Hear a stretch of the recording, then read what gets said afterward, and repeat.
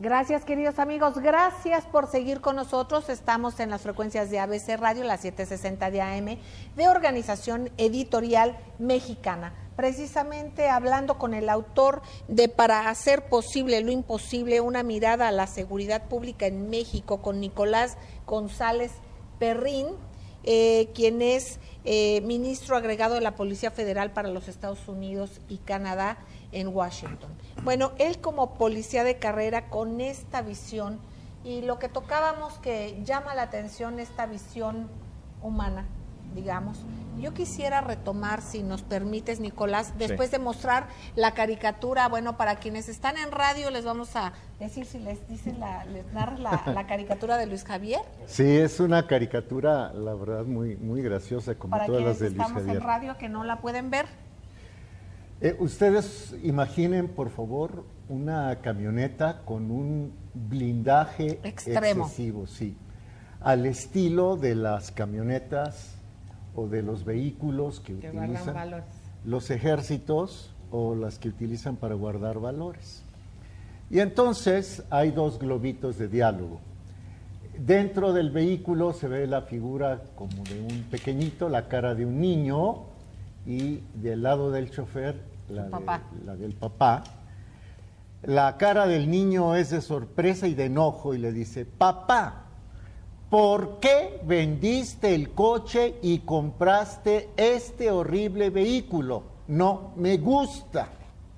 Y entonces el papá le responde, tiene el ceño fruncido, las cejas están... cejijunto, exactamente, y dice: porque a mí no me gusta la inseguridad en esta ciudad. Bueno, genial la caricatura. Queridos amigos de Luis Javier, gracias Luis Javier, querido.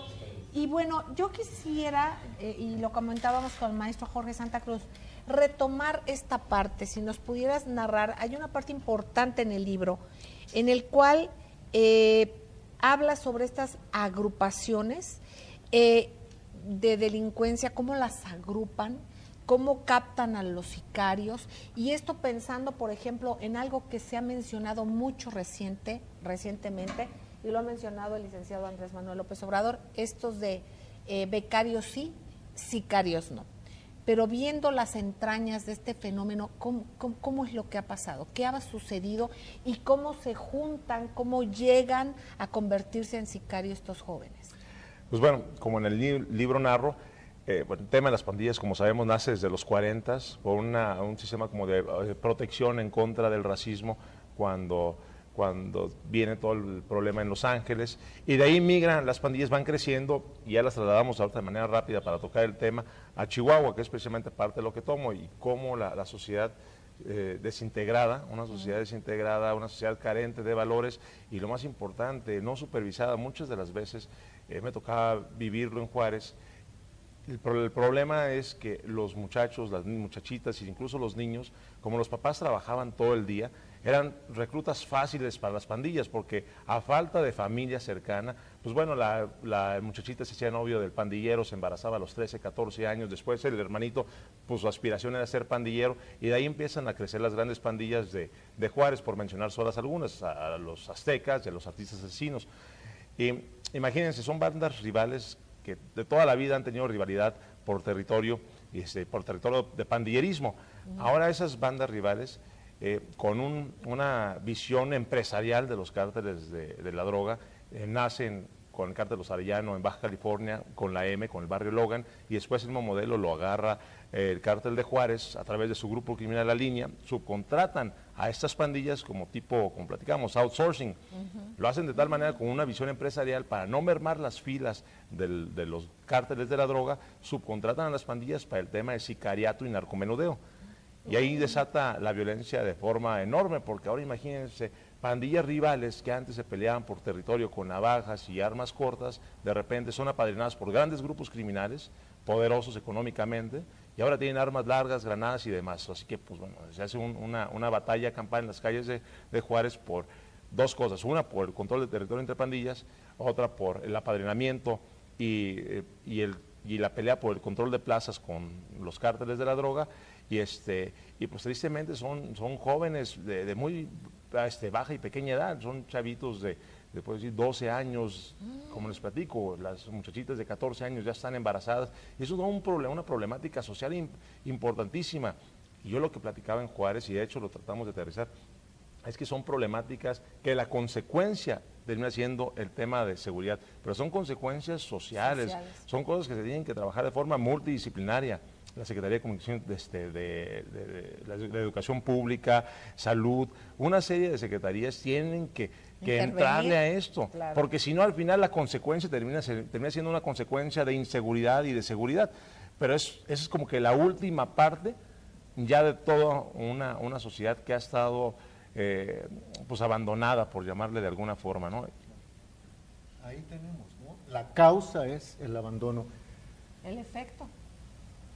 Como hay una causa y como hay un efecto. Un efecto. Y aquí la causa, obviamente, e insistimos, es este abandono social. Me llama la atención precisamente que comentaste que las policías precisamente que han tenido una mayor efectividad en América Latina, de acuerdo a que presides esta organización tan importante de 16 países en América Latina, son precisamente Bolivia y Ecuador. Entonces, démonos cuenta cómo, son por países ejemplo, pequeños. Con Evo Morales y en el trabajo extraordinario que hizo el expresidente Rafael Correa, precisamente con una visión social. ¿Qué tanto tiene que ver esto? Que tú con tu experiencia nos dices, es fundamental ese caldo de cultivo de un abandono social, que obviamente es como una consecuencia, es natural, pero debemos de atacar por todos lados, ¿no? Sí, sí, efectivamente, y ya como platicamos, no nos veamos también con los Carabineros de Chile, que eso es una policía bastante querida, incluso, fíjate nomás los conceptos de convocatoria y la sociedad cómo quiere participar. Para ser carabinero, necesita estar 4 años en una escuela. Imagínense nada más el sentido de vocación que tiene que tener una persona para hacer prácticamente una carrera, para poder salir como carabinero. Desde ahí nacen los sentidos de vocación y el gusto de la ciudadanía por querer pertenecer a algo importante, algo que sea querido y que tenga un cambio en la sociedad, o sea, algo que pueda aportar el ciudadano. Entonces, por la otra parte, queridos amigos, bueno, los policías o quienes quieran ser policías o deban ser policías, está esta parte de la misma sociedad lastimada. Bueno, quienes quieren ser policías ahora, quienes pueden ser policías, pero ¿a qué se debe aspirar? Porque también pensemos en la calidad de vida de los policías, ¿qué están arriesgando? ¿Qué tiene que ver toda esta falta de atención familiar o no, de su entorno inmediato, en qué ambiente están? Y por supuesto, esta visión. ¿Por qué no nos compartes desde la vida y la desventaja del policía, pero también a qué se debe aspirar? Pues bueno, vamos a irnos a cosas totalmente prácticas y palpables, ¿no? Entendiendo como sociedad el policía, no ya como una institución, sino como un ciudadano que es policía o quiere ser policía. Sí, pues vamos primero desde el policía.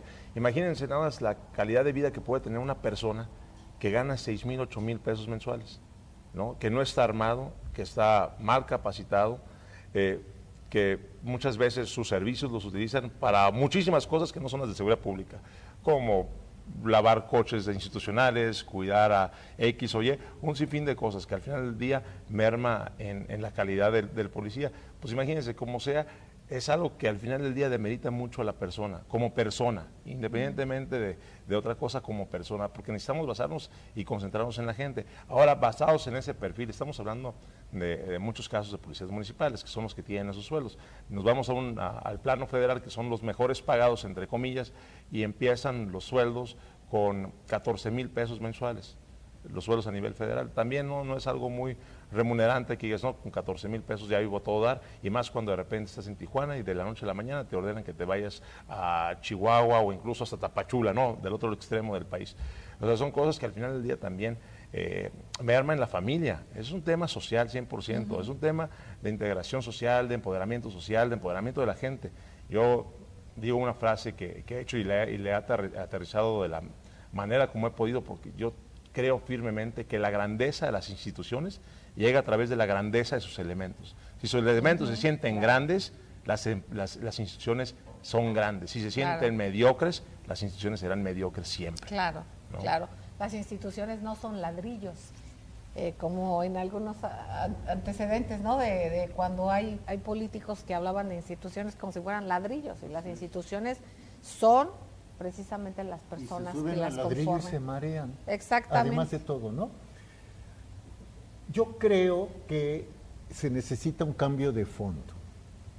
No sé si ustedes son muy jóvenes, pero en las películas de los años 50, 60, al policía municipal se le presentaba con un uniforme color caqui, con su kepí, y si bien le iba, con algún rifle, pues ya... medio cascado. Medio cascado, ¿no? Hoy seguimos igual. Es más, hay municipios en México que no tienen policías, ¿no? No, incluso he sabido, no sé si sea, pero he sabido que no obstante que se da recursos, se han dado recursos para fortalecer, implementar cuestiones, insumos para los policías. Hay veces que los propios policías hasta sus uniformes tienen que comprar, ellos los pagan y no llegan ahí los recursos por la patrulla, por la gasolina de la patrulla, etcétera. Vamos a un corte, queridos amigos, y enseguida regresamos. Gracias.